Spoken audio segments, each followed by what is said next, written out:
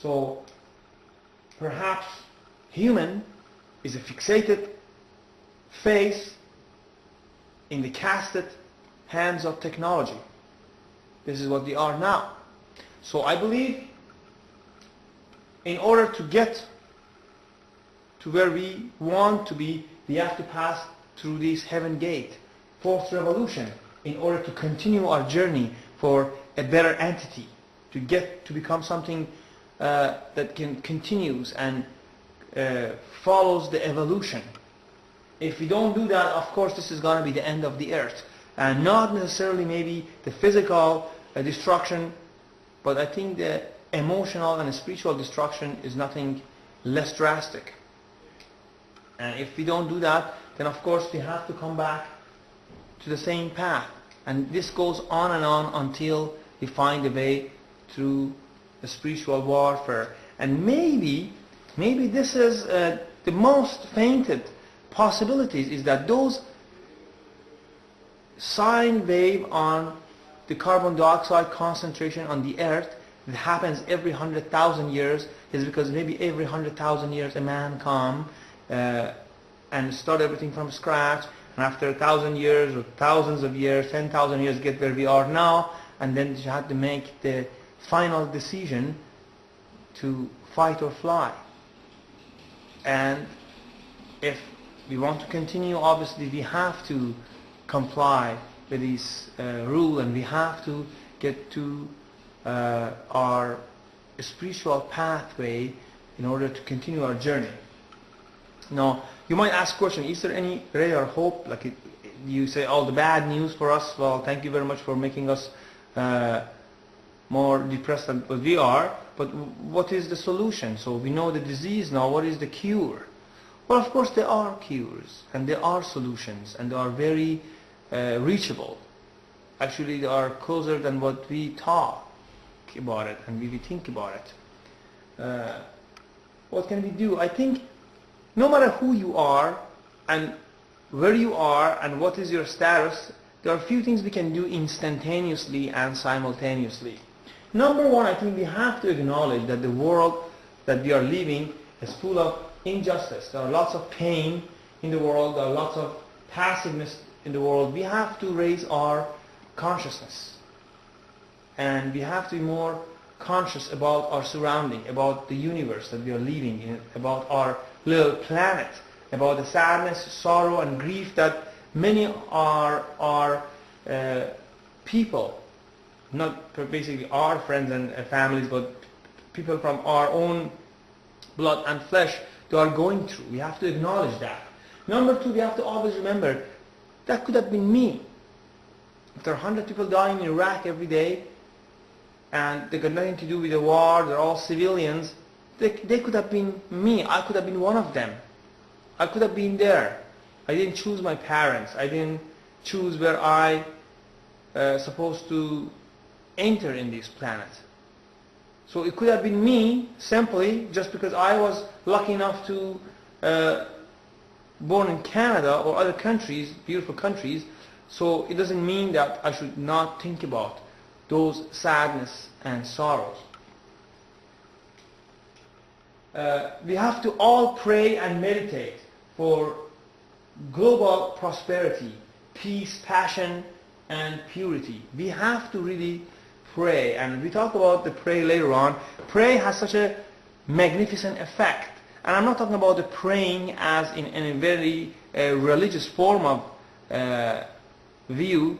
No, pray as you just get to your own deeper being. You try to get communicated more in contact with those inner childs, and that's how you can pray. I think if a prayer comes from heart, it never gets lost in the universe. It's like a boomerang. It goes and does the job and comes back to you perhaps with a higher velocity and more kinetic energy. And finally, one more thing is we have to share the emotion and information and notion. We have to do things that this would be transferred. Like, you remember that mankind invented paper because he wants to share the knowledge. Now, if this is what we have to do, we have to talk about it. We have to tell our friends, yes, there are people who are under so much pain in 6,000 kilometers that direction. There are people in that country that are dying, and there are people in this remote area that need this. We try to communicate with each other and try to share this emotion, information, and notion. And finally, last but not least, make a change, even though very small one, even though very insignificant one. Do something about it. And you might say, what can I do? I'm a poor student. I'm someone who make not much enough money. I don't have enough bread for my own family.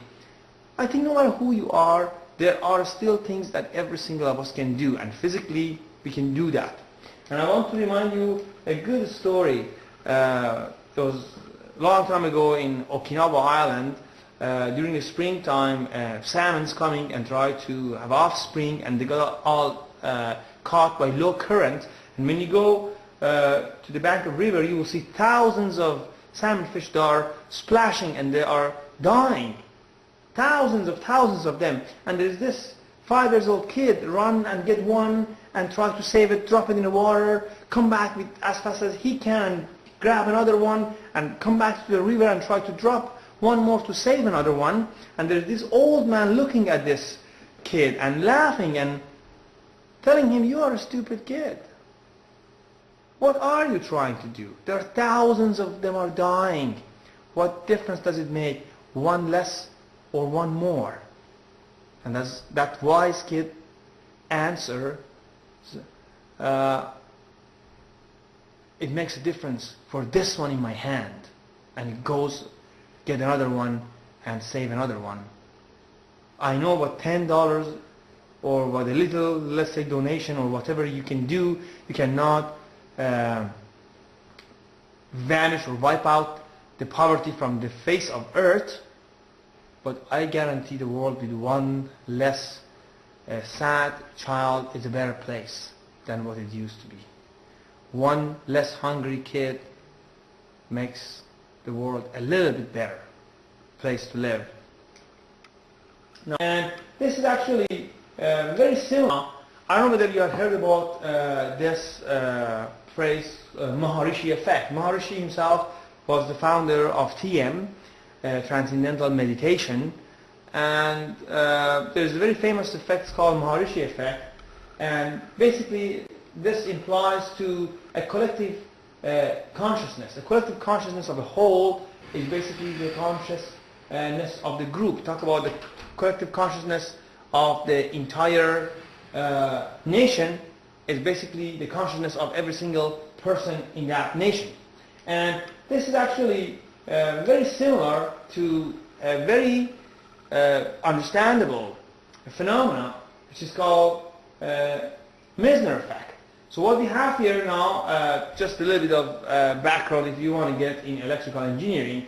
So when we have a normal conductor and it would be placed in a strong magnetic field, of course the electrons are all going to align with the external magnetic field. Versus then you have a superconductor, because the strength and the alignment of every single electrons with respect to next one, such a good harmony, such a close relation that superconductor resists any external force. And that's exactly what a nation can do. A nation can have also same thing. A group of people can have this shield among themselves. By having collectively meditate, they can create this invisible shield around themselves, which help them to fight and battle against any negative energy coming from outside.